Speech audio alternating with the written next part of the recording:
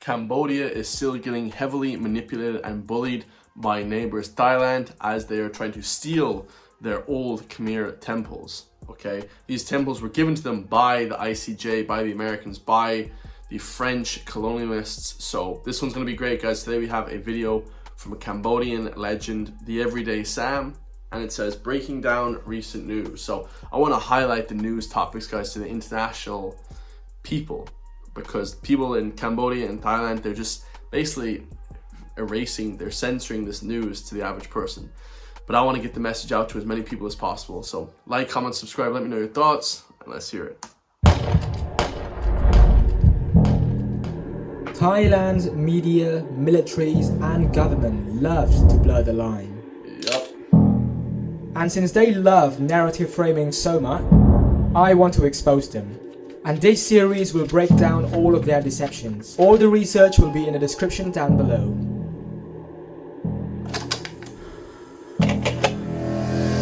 In previous video, I worked on a research of reflexive control, which is a Russian's military doctrine that there are a lot of similarities between Thailand's information tactic in this war with Russia's, where it involved a lot of deceptions, involved a lot of confusing of the observers, involved a lot of narrative framing to appear lawful but to avoid full compliances. And in this kind of conflicts, it's important to have a framework in place because there are a lot of news around from different media sources and from government statements. But when we gather all of those fragments and put it into a framework to analyze, we can then see which side truly won peace. And so I want to break down by starting with the logic and the facts presented. On May 28th, a Cambodian soldier was shot. If Cambodia truly wished to start the war, then that would already have been the justifications to start the war already. But we need to analyze deeper in terms of patterns and evidence, because the same thing happened in 2008. Do you have $100? Yeah, these patterns keep happening, guys, and Thailand keep lying about them.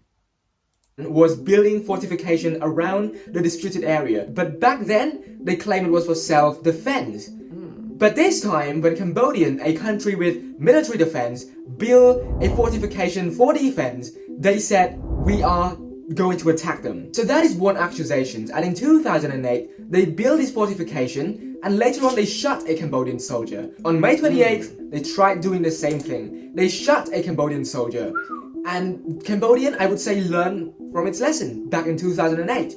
We didn't bite the bullet this time. We took our fallen soldiers back in our homelands and we tried our best to de-escalate. So this one event already posed question: who truly wants this war? And guess what? I've been searching a lot of Thai's media. This event is actually dead silent. And if they mention it, they said a Cambodian soldier was shot because Cambodian fired first, which is... Yeah, well, of course the Thai media, they're backed by these elitists, you know, by the deep state. They're trying to push a narrative. Of course, Cambodia getting hate for it. It's ridiculous. Illogical, but their citizens are still somehow buying it. And then comes the landmine incident. And from this point on out, I will use my framework to analyze Thai's patterns of deception. So with the landmines, Thailand was the first to frame the narrative, saying that Cambodian planted the landmines. And then Thailand used a tool called moral pressure or legal framing, where they openly say Cambodia broke the Ottawa Convention. Remember, while all of this is happening with their news source bringing it out, and then the big media repeated what Thai headlines are saying. So it leads to a media echo chambers of lies with no verification. And indeed, there was no verification for third party. There is only one thing, and that is internal justifications, where Thailand investigated it and said that we planted the landmines. Based on logic, based on actual size of military, based on Cambodian history, does it make sense for Cambodia to plant the landmines? I think that Thailand did a false flag attack. All wars start with a false flag attack. Every war after 9/11 starts with a false flag attack. The Gulf of Tonkin event in Vietnam. You have the Korean War events, the escalation in Vietnam as well. There's a ton of different events, guys. The war in Afghanistan, 9/11, a lot of people call that a false flag attack. Now we have here at Thailand, Cambodian military is 10 times smaller than that of Thailand's military. They're trying to start a war with them, basically. They're saying they planted the landmines, Cambodia planted landmines, when in reality it's Thailand that planted these landmines. Facts, guys. Okay, Thailand is making all this stuff up. Thailand is making up stuff so they can get involved in a heavy war with Cambodia. You know, personally, that's how I think it. Just answer me honestly. And then they use this tool in reflexive control, which is called emotional triggering, where basically they visited the soldiers at a hospital, causing a lot of emotional angers toward Cambodia, with no verified evidence, by the way. And then the next day, guess what they did next? Their military openly say that they don't need government approval to conduct military operations. So we can already see what their motives is. Narrative framing first, with all of these BS of emotional framing, legal framing, and then it all give them the internal justification to launch the attack on Cambodia on 24th of July. But guess what? It's the same tactic again. Narrative framing first. They said we attacked them first with a BM-21 rocket with no evidence. And their media keeps saying that we attacked them with a rocket, when in reality, in terms of technicality, it doesn't make sense for the BM-21 to even reach the 7-Eleven. And even in terms of logical fallacy, the idea is that Cambodia, a country with a military defense, would use a rocket to attack a civilian area. It just makes no sense. Yeah, it's absolutely crazy, guys. Oh my god, this guy's amazing. My channel obviously is big conspiracy stuff. This is so true, man. So even they tracked a NASA rocket, this BM-21 or whatever, it couldn't even reach the 7-Eleven that was in Thailand. So they're making that up, guys. They probably just bombed their own people and said, that's the Cambodians. It's a false flag attack, guys, on every level. Even with the fact that recently they found this BM-21 rocket bomb and they detonated without presenting the full bomb as evidence. Yeah. If they were so confident, why didn't they present the full bombs? Why? Yeah, they're hiding evidence as well. They're hiding these bombs. Or saying no, like this one hit this one hit Thailand, the civilians. Why would Cambodia, with a military that's 10 times smaller than Thailand, bomb innocent civilians? Cambodia would never bomb innocent civilians. That's crazy stuff. Explode it, take the fragments and present it as evidence. It just doesn't make sense. There is no verified evidence, and while the war is going, they rejected the court mediation, they rejected ASEAN mediation, US mediations, until the US pressured Thailand to agree to the ceasefire, and then Malaysia be the chair to mediate the conflicts, and then they agreed to the ceasefire. So yeah, these ceasefires were rejected by Thailand. The court mediation, they said we could just fight this out in court. They said no. The ASEAN mediation, ASEAN is like the Asian sort of regulatory group. And then US mediation, until the US just pressured them basically into into the ceasefire. The US basically does that. They kind of just pressure people into ceasefires, okay? Or else they say bad things are going to happen to you. So yeah, the US does actually good, and they do in good ways, guys. Malaysian be the chair to mediate the conflicts, and then they agreed to the ceasefire. But the drama isn't over, and right when the ceasefire was agreed, Thailand's narrative framings and accusation doesn't stop. So it begs the question, if Thailand truly want peace, why keep pushing accusations? Why keep saying that Cambodia did this and that without any evidence? And what really angers... They want war, guys. They want war because lots of people make a lot of money from the wars, okay? It's this sort of, you know, military industrial complex that we call it, okay, in the Western world.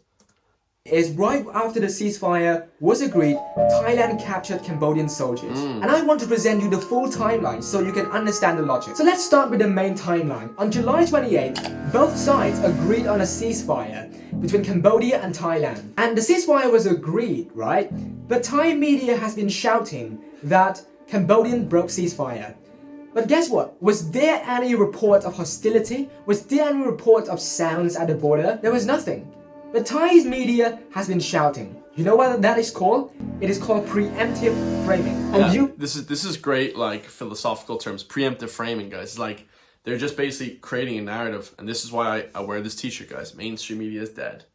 They do it in Ireland, guys, to brainwash the people, to manipulate the people, but it's not true, guys. What they're saying is false. This is amazing, guys. This is amazing. Let me invite you to understand the logic behind reflexive control and Thai usage of it. So as you can see, right after the ceasefire was agreed, Thai media kept on repeating that Cambodia broke ceasefire again and again. And then the government also say that. And all of the media sources in Thailand repeatedly over and over and over say that Cambodia breaks ceasefire. And the people will believe the mainstream media, guys. The mainstream media, it's like, you know, they will just believe them if they just keep saying the same narrative over and over again. You know, that's why it's very good to be very cautious about what you believe. And that led to the effects where big media essentially are repeating the same thing. So it creates like an echo chamber where the headlines are being repeated, so it feels like it is being verified by third parties. So this narrative-first strategy then controlled the Thai citizens' perceptions, which led to a lot of people in the comments say that Cambodia was the one who broke ceasefire, which is why the prisoners are detained. The level of manipulation run deep. And it's still, you know, the prisoners have not been released. It's been weeks now, months, so the prisoners still haven't been released. So release the prisoners from Thai captivity. Really need to search it in order to actually understand it. So now let's talk about what actually happened. And this is all confirmed, by the way. You can check the source in the description below. The ceasefire was agreed. So what's next? Cambodia invited the Security Council observer, the ASEAN observer, and the Human Rights Chief observer. This is confirmed by Cambodian source, international media source as well. And then the observer at the border report that the border is silent. All of these are happening while Thai's media kept on repeating that Cambodia broke ceasefire, by the way. So that is a very strange thing. And like I said, this is a false flag attack. They're pushing the narrative. They want to bring them into war. It's crazy. To Washington Post and many other big media, there was supposed to be a commander meeting in the morning on July 29th. But guess what happened? You know, I just shared with you this continuous event of Thai saying Cambodia breaks ceasefire, kept on repeating the news, and on the commander meeting on July 29th, Thailand said Cambodian soldiers surrendered. There is an internal justification from Thai Ministry of Foreign Affairs. He said that all of the detainees are captured because they broke ceasefire. When? Who confirmed it? There are literal observers at the borders and they reported his silence. Yeah, so they just captured the soldiers just to be devil's advocate and escalate the war. They want to keep escalating. You know, we should be de-escalating. You know, there's no situation there for decades, guys. It's, you know, just a conflict that's been resolved pretty easily over the last few years. But, you know, now I think that the US doesn't have much, well, it could be any country that doesn't have much war going on. They want to see more war, you know. Supposed to be a commander meeting that was confirmed. Crazy. So, a commander meeting was confirmed, Cambodia goes for a peace gesture, and then a Cambodian story said that the Thai army surrounded them. Now, this is when things get very funny. I thought that Thailand was a fully democratic country, but the amount of brainwashing that I saw in these past few days is absolutely insane. All of their citizens come flooding in my comments saying that your soldiers broke ceasefire. Confirmed by who? Confirmed by the Ministry of Foreign Affairs, by Thai's government. But they never factor in the fact that the commanders are supposed to have a meeting for peace gesture. And they never factor in that the ceasefire was in effect. They never factor in the fact that the observer at the border said the border was complete silent. So where's the logic that allows Cambodian soldiers to break ceasefire and then miraculously surrender? And so we've reached a... Yeah, so it just doesn't add up, guys. That's amazing. This guy is great. Really good. Today where the soldiers are still captured by Thailand. Yup. And now this video was made 8 days ago. The soldiers are still captured by Thailand. I did a research to further prove that the logic doesn't make sense. During a ceasefire, it is very rare, very rare that the soldiers suddenly surrendered during it. You want to know why? It's because a soldier during a ceasefire doesn't just walk into enemy territory and then get surrounded, which is something that Thailand is claiming. So I just want you to compare both stories and to just tell me, like, which one makes sense?